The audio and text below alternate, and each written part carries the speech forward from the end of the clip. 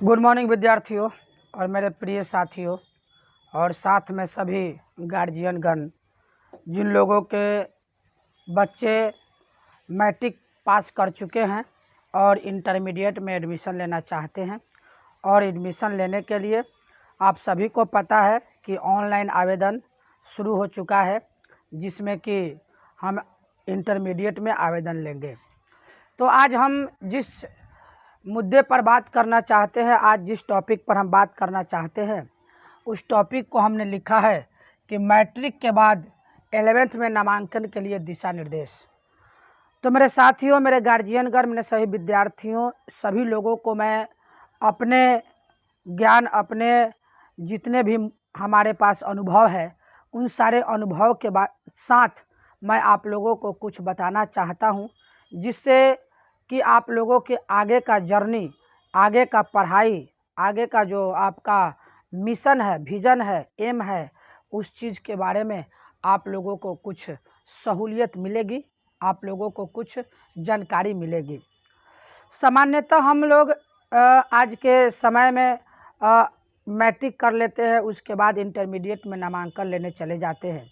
नामांकन लेने के बाद आपको पता होना चाहिए, जो लोग नहीं जा रहे वो लोग भी इस चीज़ को जान ले, जो लोग जान रहे हैं वो अच्छा बात है कि जो हम 11 इंटरमीडिएट को जो क्लास है वो 2 भागों में बांट दी गई।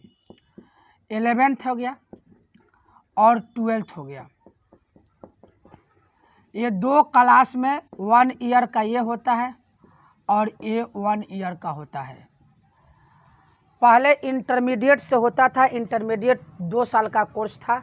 अब इसमें 2 क्लास बांट दी गई, 11 और 12 कर दिया गया। एडमिशन पहले हम इसमें करते हैं, इसके बाद फिर सेकेंड ईयर में एडमिशन इसमें होता है, यानी 12 में एडमिशन होता है। तो हम अभी जो बच्चे मैट्रिक पास किए होंगे वो अभी इस 11th की जो क्लास है इसमें एडमिशन होगा। आज से कुछ साल पहले ऑनलाइन आवेदन, ऑनलाइन एडमिशन का कोई प्रक्रिया नहीं होता था। सारी एडमिशन, नामांकन जो होता था ऑफलाइन मोड से होता था, लेकिन अभी आपको ऑनलाइन आवेदन करना होता है। उसके बाद ऑनलाइन आवेदन करने में आपको नज़दीक के आप जिस विद्यालय, महाविद्यालय में आप अपना नामांकन लेना चाहते हैं, उसमें आपको अपना ऑप्शन चुनना होता है। 8-10 कॉलेज का नाम देना होता है, विद्यालय का नाम देना होता है, महाविद्यालय का नाम देना होता है, जिसमें आपका नामांकन होता है। ये प्रक्रिया तो आपकी साइबर कैफ़ का है। साइबर कैफ़ आपको ये काम कर देगा। आपको किसी भी साइबर कैफ़ में जाकर आप इस चीज़ को ऑनलाइन वसुधा केंद्र पर ही जाकर आप ऑनलाइन आवेदन कर सकते हैं। जो मेरा मेन मोटो है वह मैं बताना चाहता हूँ कि बहुत से विद्यार्थी जानते भी हैं कि हम लोग इंटर यानी 11th में जब हम जाते हैं तो 10th की जैसा पढ़ाई नहीं होता है। 10th तक जो हम पढ़ते हैं सभी विद्यालय में, हर प्रकार के विद्यालय में एक ही प्रकार की पढ़ाई होती है, एक ही सिलेबस होता है।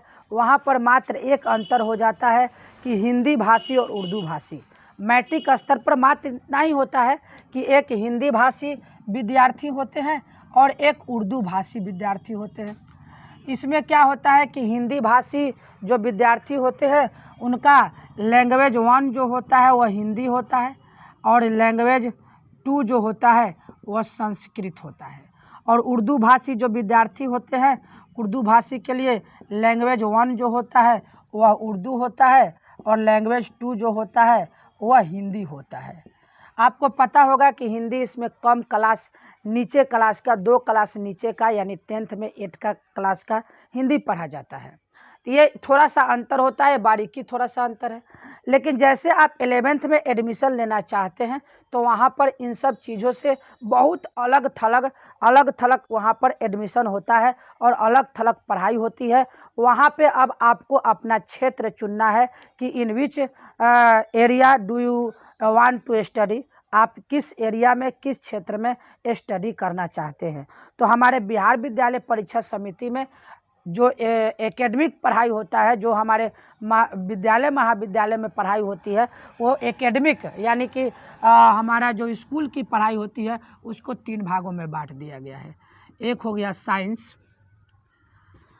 पहला 3 फैकल्टी आपका हो गया, 3 फैकल्टी संकाय इसको कहते हैं। साइंस हो गया, आर्ट्स हो गया और कॉमर्स हो गया, ये 3 क्षेत्र हो गया। तो सबसे ज़्यादा जो सिलेक्शन किया जाता है, हमें लगता है कि 80% विद्यार्थी जो हमारे बिहार में होते हैं उनका सिलेक्शन साइंस होता है और 20% विद्यार्थी इन दोनों में जाते हैं, इन दोनों को सिलेक्शन करते हैं। तीनों संकाय साइंस आर्ट्स कॉमर्स, ये जो तीनों होता है इसको हम लोग इंटरमीडिएट में इसको ISC कहते हैं, इसको IA कहते हैं, IA कहते हैं और इसको ICOM कहते हैं। तो 11 12 2 क्लास होता है। तो 80% विद्यार्थी साइंस में एडमिशन लेते हैं। अभी मैं साइंस पर ही फोकस करूंगा, फिर आपको नेक्स्ट हम आर्ट्स और कॉमर्स पर फोकस करूंगा। तो पहले साइंस पर जब हम फोकस करेंगे तो जैसे ही आप साइंस संकाय में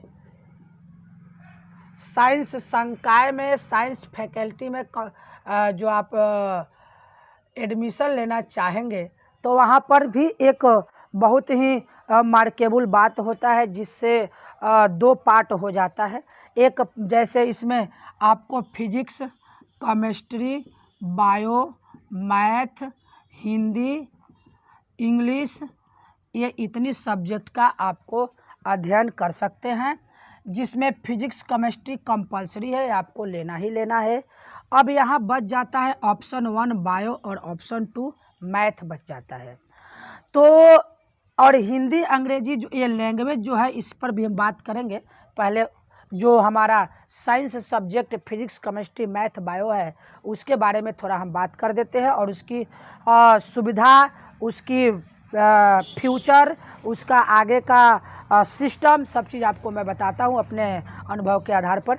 जो फिजिक्स साइंस, जब साइंस से आप एडमिशन लेना चाहेंगे तो आपको फिजिक्स और केमिस्ट्री तो मस्ट है, ये तो लेना ही लेना होगा। इसके बाद अब आता है कि बायो ले कि मैथ ले। तो अब बायो और मैथ में इसमें झंझट ये होता है कि जो लोग कम जानकार होते हैं, जिनको नेक्स्ट माने फ्यूचर के बारे में कोई जानकारी नहीं होता है, उन लोगों का कहना है कि दोनों लो, बायो फिजिक्स केमिस्ट्री बायो ले लो और मैथ को एक्स्ट्रा कर दो। ये हमारे बहुत से लोगों को समझाने की तरीका होता है। और हिंदी अंग्रेजी है तो ये लैंग्वेज है, ये भी लेना आपको माने मस्ट ज़रूरी हो जाता है। लेकिन दोस्तों, सभी गार्जियनगण, सभी विद्यार्थी जितने भी हमारे वीडियो वॉच कर रहे हैं, इन सब लोगों को मैं ये बताना चाहता हूँ कि अगर हम पढ़ रहे हैं तो हमारा एक एम होना चाहिए, हमारा एक एम्बिशन होना चाहिए कि हम कहाँ कैसे जाए, क्या करें। तो अगर आप इसी तरह एडमिशन सब सब्जेक्ट को लेके कर ले रहे हैं तो आपको तो पढ़ना पड़ेगा। तो हम क्यों ना पहले अपने एम को निर्धारित करें कि आपको कहाँ जाना है। तो मैं आपको सलाह देता हूं कि अगर मेडिकल क्षेत्र को आप चॉइस कर रहे हैं, मेडिकल क्षेत्र को आप अगर चॉइस कर रहे हैं कि आई वांट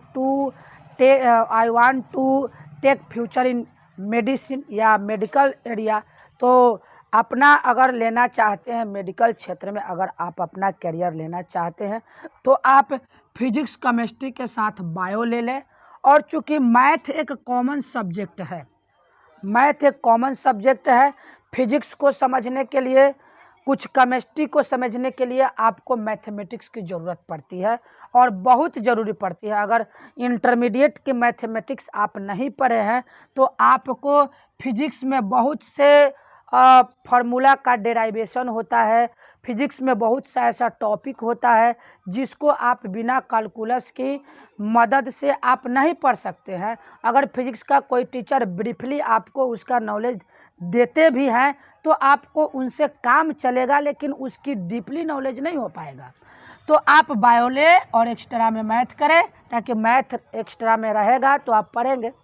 अगर आपको मेडिकल क्षेत्र आपको अगर मेडिकल क्षेत्र, मेडिकल एरिया में आपको अगर नहीं जाना है तो आपको इस बायो को पढ़ने की कोई आवश्यकता नहीं, क्योंकि बायो हमें पढ़ना है तो मेन मेडिकल क्षेत्र में जाना है, और मेडिकल क्षेत्र में नहीं जाना है तो बायो को हम क्यों स्टडी करेंगे।